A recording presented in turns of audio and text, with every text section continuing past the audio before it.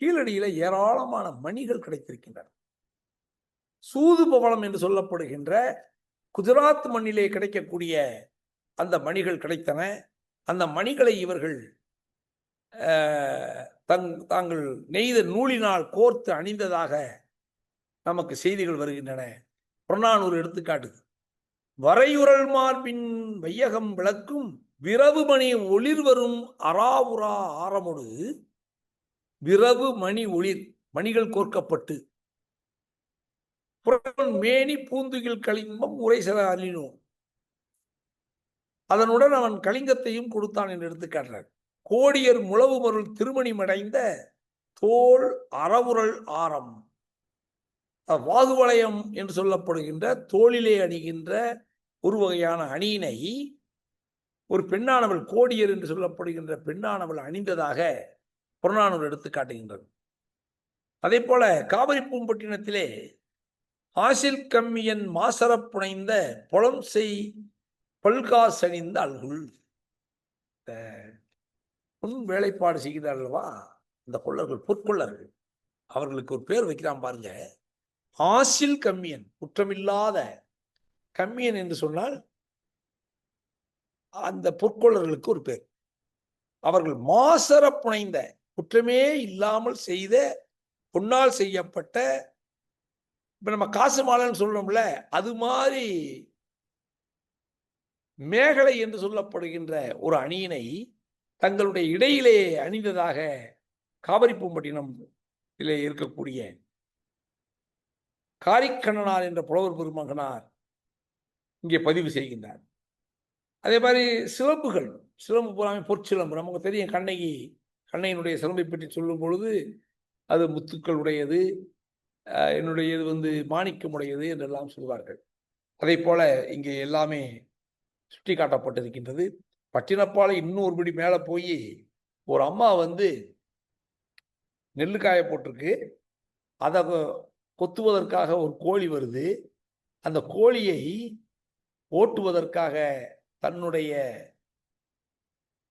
காதிலே அணிந்திருக்கக்கூடிய குலை என்று சொல்லப்படுகின்ற அணியை, இப்போ தோடுன்னு சொல்றோம்ல, அது மாதிரி தண்டட்டின்னு சொல்லலாம், அதை எடுத்து எரிந்து இந்த கோழியை விரட்டியதாக பட்டினப்பாலை பதிவு செய்யும். கோழி எரிந்த கொடுங்கால் கணங்குலை என்று அதை பதிவு செய்கின்றது.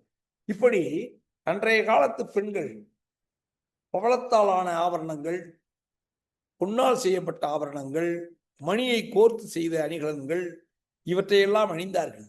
ஏனென்றால் கீழடியிலே இந்த மணிகள் கிடைத்திருக்கின்றன, பொன்னால் செய்யப்பட்ட அணிகலன்கள் கிடைத்திருக்கின்றன. ஆக கீழடி சொல்லுவது அப்படியே மெய்ப்பித்து காட்டுவதாகத்தான் சங்க இலக்கியம் நமக்கு எடுத்து காட்டுகின்றது.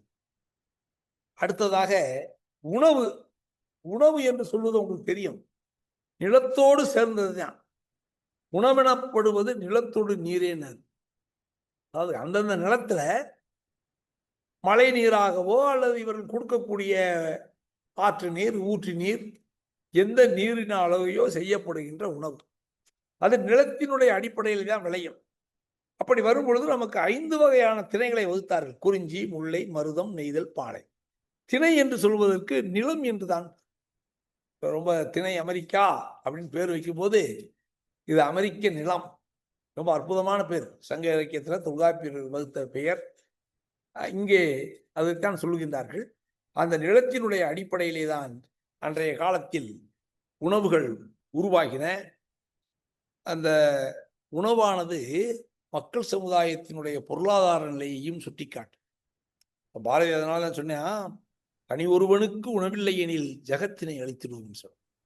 நக்கீரர் சொல்வாரு, வாழ்க்கை என்பது என்னன்னு கேட்கும்போது, உண்பது நாளி உடுப்பவை 2. அதாவது உயிர் வாழ்வதற்கு உணவு வேண்டும், மானம் காப்பதற்கு உடை வேண்டும் என்று சொன்னவர் நக்கீரர் என்பார். அதைத்தான் உணவு என்று சொல்லும் பொழுது அது சாமானியப்பட்டதல்ல. அன்றைய காலத்துல உணவை தேடித்தான் வேட்டை சமுதாயம் அலைந்து கொண்டிருந்தது. குந்திக்கொண்டு குகையிலே இருந்த மனிதர்கள் நாகரிகம் படைத்தவர்கள் அல்ல என்று சொல்லுவார் பாலகிருஷ்ணன் அவர்கள். அவன் வெளியே வரணும், பயணம் செய்ய வேண்டும், பல இடங்களுக்கு போகணும், பலரை சந்திக்க வேண்டும், அங்கிருந்து நல்லனவற்றை கற்றுக்கொள்ள வேண்டும். அப்பொழுதுதான் நீ ஒரு புதிய நாகரிகத்தை, புதிய சமுதாயத்தை உருவாக்கி கொள்ள முடியும். அந்த அடிப்படையிலே தமிழன் வாழ்கின்றான். சிந்து சமவெளியினுடைய வறட்சியிலே இருந்து புறப்பட்டவன் பல இடங்களுக்கு செல்கின்றான். அப்படி பரவி பரவி வந்து இறுதியிலே தமிழகத்திற்கு வந்திருக்கலாம். ஆனால் வந்தவன் மிக அதிகமாக தென்னிந்தியாவிலே அவன் பரவி இருக்கலாம் என்பதுதான் அகழ்வாய்வாளருடைய கூற்றாக இருக்கின்றது. அந்த அடிப்படையிலே பார்க்கும் பொழுது சிந்து சமவெளி மக்களுடைய அந்த டிஎன்ஏ என்று சொல்லப்படுகின்ற அந்த ரத்தம் சம்பந்தப்பட்ட உறவுகள் தமிழனுக்கு இருக்கின்றது. இந்த உணவு வரும்போது குறிஞ்சி நிலத்தில் வந்து திணை, தேன் வேட்டையாடுதல், அவரை, வரகு, அதே மாதிரி எள்ளு, மூங்கில், வெண்கடுகு போன்றவற்றை மலையும் மலை சார்ந்த பகுதியிலே அவர்கள் எடுத்துக்கொண்டார்கள். மிக முக்கியமாக மலையும் மலை சார்ந்த பகுதியிலே வேட்டையாடி கொண்டு வந்த இறைச்சியை உண்டார்கள்.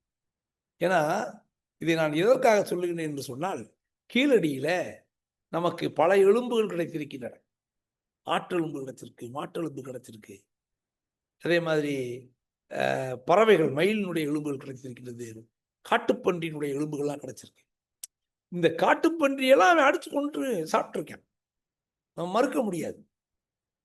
அதே மாதிரி பசுவை கொன்று அவர்கள் சாப்பிட்டு இருக்கின்றார்கள். சிறுவனாற்றுப்படையில் ஆம் சூட்டின் அமைவர பெருகுவீர் என்று சொல்லி இந்த பானச்சுற்றத்திற்கு வழிகாட்டுகின்றவன் சொல்லுகின்றான்.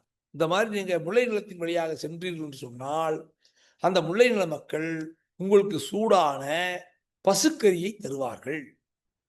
இதை அப்படியே பதிவு செய்கின்றான். இப்படி சொல்லும் பொழுது ஒவ்வொன்றையும் பார்க்கும் பொழுது நம்முடைய இலக்கியங்கள் அப்படியே காட்சிப்படுத்துகின்றன. அப்படியே காட்சிப்படுத்துகின்ற பொழுதுதான் நமக்கு நம்முடைய தமிழன் எப்படி வாழ்ந்திருக்கின்றான்.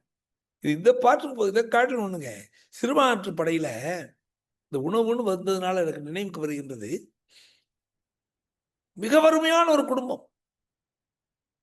கூரை போட்ட வீட்டினுடைய கால்கள் எல்லாம் கரையானால் அரிக்கப்பட்டு விட்டன. அடுப்புல பூனை தூங்குது, நாய்க்குட்டிகள் தூங்கியதாக எழுதுகின்றான் சிறுபான்மைப்படையினுடைய ஆசிரியர் பெருமானார் நத்தத்தனார். அவ என்ன பண்றாளாம், குப்பையிலே விளைந்திருக்கக்கூடிய கீரையை, குப்பைக்கீரை, அதை தன்னுடைய வள்ளுயிர் கொண்டு அறுத்து கொண்டு வந்து உப்பிழி வெந்ததைன்னு சொல்றாரு. உப்பு இல்லாம வேக வச்சு, ஏன்னா உப்பு வாங்கணும்னா அந்த காலத்துல பெரிய பெரும்பாடு. காரணம் கடற்கரையில் இருக்கக்கூடிய உப்பினை வண்டிகளிலே உமணர்கள் என்று சொல்லப்படுகின்ற அந்த வணிகர்கள் கொண்டு வந்து விற்பனை செய்ய வேண்டும். ரொம்ப கஷ்டம் அது. மழை காலமாக இருந்துச்சுன்னா வரவே மாட்டாங்க. ஆனால் உப்பிழி வெந்ததை என்ன பண்ணி கொடுக்குறாளாம், இதை அடுத்தவங்க பார்த்தா நம்மை அவமானமாக கருதுவார்கள் என்று சொல்லி கடையடைத்து கதவையெல்லாம் மூடிட்டு தன்னுடைய பானச்சுற்றத்திற்கு கொடுத்ததாக அந்த காட்சியினை அப்படியே சிறுபான்மைப்படை எடுத்து காட்டுகின்றது என்று சொன்னால், ஒரு கவிஞன் அங்கேதான் சொல்லுவான், நம்மால் சொல்ல மாட்டேன், அப்புறம் பொய் புழுகு பேசுறது இன்றைய கவிஞர்களுடைய வேலையா போச்சு. ஆனால் அவன் சொல்லுகின்றான், அந்த கவிஞன் சொல்லுகின்றான், எய்யாதாரி கிளத்தல் செய்யாதாகின்று, செய்யா கிளத்தல் செய்யா கூறி கிளத்தல் எய்யாதாகின்று எம் சிறு சென்னாவே. நீ செய்யாததையெல்லாம் நான் சொல்லுவேன் என்று நீ நினைக்காதே. நான் மட்டுமல்ல, என்னுடைய புலவர் குலாம் அனைத்துமே அவருடைய நாட்கள் பேசாது என்று உறுதிபட கூறுகின்றான் சங்க இலக்கியத்தில். ஆக இப்படி உள்ளதை உள்ளவாறு படம் பிடித்து காட்டுகின்றார்கள்.